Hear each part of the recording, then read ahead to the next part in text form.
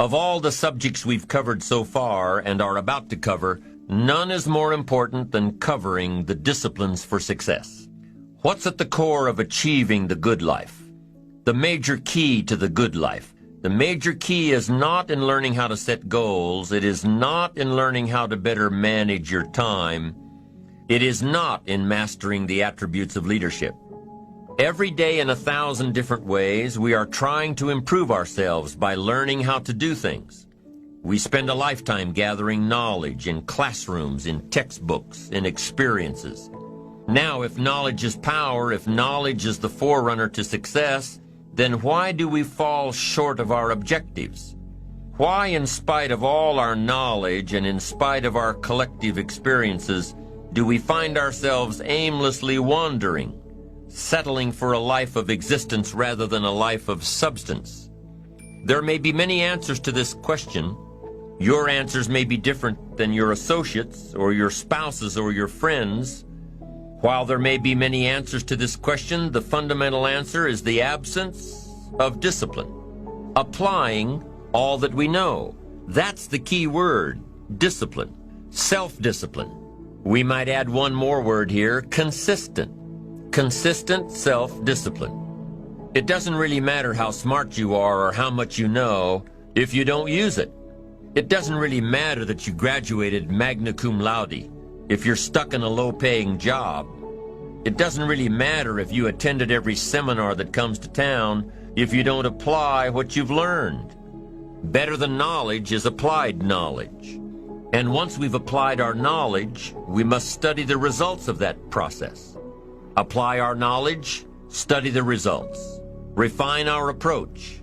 Finally, by trying and observing and refining and trying again, our knowledge will inevitably produce worthy results, admirable results. And with the joy and results of our efforts, we continue to apply, to learn, to observe, to fuel our ambition with the positive reinforcement of continued progress. Pretty soon, we'll find that we're swept into a spiral of achievement, a vertical rise to success. And the ecstasy of that total experience makes for a life of triumph over tragedy, dullness, and mediocrity. But for this whole process to work for us, we must first master the art of discipline, self-discipline, consistent self-discipline. It takes consistent self-discipline to master the art of setting goals, to master the art of time management, to master the art of leadership, to master the art of parenting and relationships. If we don't make consistent self-discipline part of our daily lives, the results we seek will be sporadic and elusive. It takes a consistent effort to truly manage our valuable time, or we'll be consistently frustrated. Our time will be eaten up by others whose demands are stronger than our own.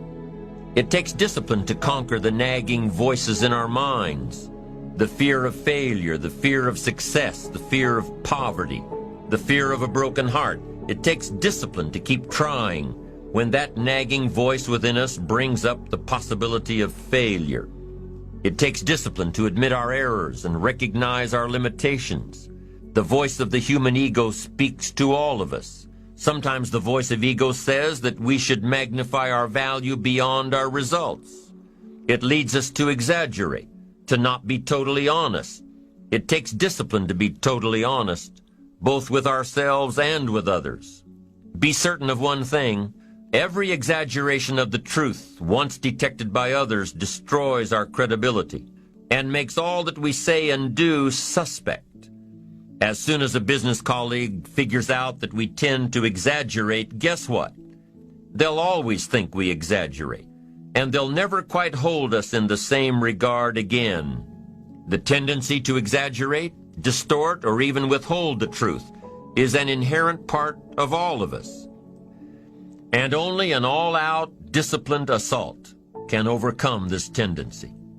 It takes discipline to change a habit, because habits are formed a little bit each day, every day, every day. Once habits are formed, they act like a giant cable. They act like a nearly unbreakable instinct that only long-term disciplined activity can change. We must unweave every strand of the cable of habits slowly and methodically, until the cable that once held us in bondage becomes nothing more than scattered strands of wire. It takes the consistent application of a new discipline, a more desirable one, to overcome one which is less desirable. It takes discipline to plan. It takes discipline to execute our plan. It takes discipline to look with full objectivity at the results of our applied plan. And it takes discipline to change either our plan or our method of executing that plan if the results are poor. It takes discipline to be firm when the world throws opinions at our feet. It takes discipline to ponder the value of someone else's opinion when our pride and our arrogance leads us to believe that we are the only ones with the answers. Discipline is a constant human awareness of the need for action and a conscious act by us to implement that action.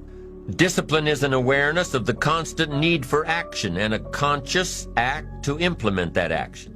If our awareness and our implementations occur at the same time, then we begin a valued sequence of disciplined activity. Now here's the other side of discipline. If there's considerable time that passes between the moment of awareness and the time of our implementation, then that is called procrastination. Doing it tomorrow instead of today. Procrastination, an almost exact opposite of discipline. The voice within us says, get it done. Discipline then says, do it now. Do it to the best of your ability, today, tomorrow, and always, until finally the worthy deed becomes instinctive. Procrastination says later, tomorrow, whenever I get a chance. Procrastination also says do what is necessary to get by or to impress others. Do what you can, but not what you must. In every circumstance we face, we are constantly presented with these two choices. Do it now or do it later. Discipline and procrastination. A choice between a disciplined existence bearing the fruit of achievement and contentment, or procrastination, the easy life for which the future will bear no fruit, only the bare branches of mediocrity. The rewards of a disciplined life are great, but they're often delayed until some time in the future. The rewards for the lack of discipline are immediate, but they are minor in comparison to the immeasurable rewards of consistent self-discipline. An immediate reward for lack of discipline is a fun day at the beach. A future reward of discipline is owning the beach. For most, we choose today's pleasure rather than tomorrow's fortune.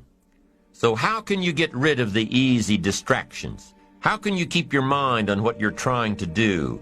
How can you keep an attitude of doing it all and doing it now? How can you make the choice of discipline over procrastination?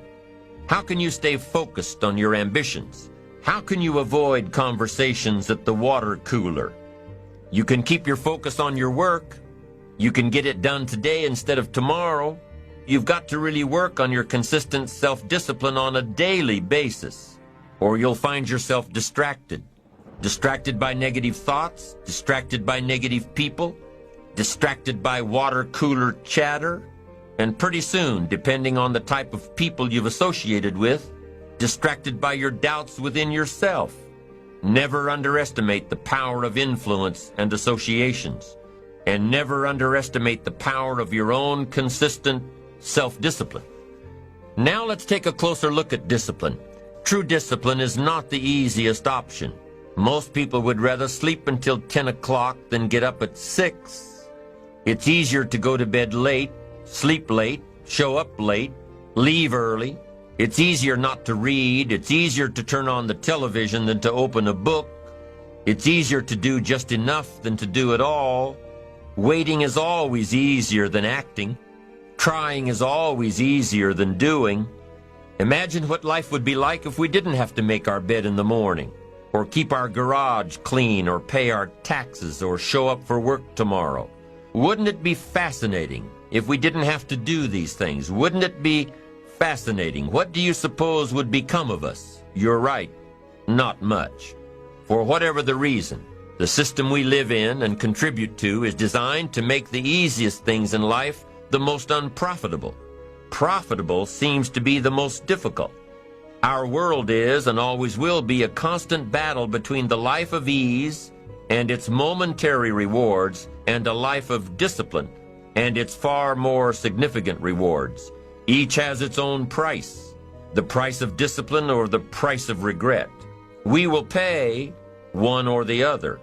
What we wish we had done is the voice of regret, speaking in a sorrowful tone at a time when there is no going back. This is regret. No second chance. No what would I do differently. Choose one or the other, but both will have their price, the price of discipline or the price of regret. One costs pennies, the other a fortune. Dostoevsky said, "There are hundreds of young men who would die for the truth, but very few who would spend 5 years studying to know what the truth is."